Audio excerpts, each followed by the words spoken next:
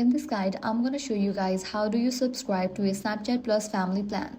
First thing you want to do is launch your Snapchat app, navigate to your profile page, then click on the secure option, go to the option Snapchat Plus, click on subscribe. Now click on next.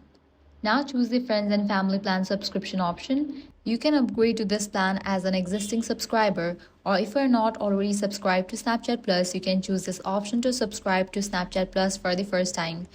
Once you have successfully subscribed, you might need to restart the Snapchat app for the Snapchat Plus feature options to appear.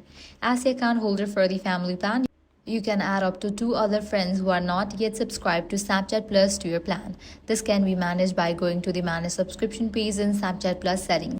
This feature is rolling out slowly and may not be available to you just yet. So that's it. If this guide helped you out, do not forget to like, share, and subscribe.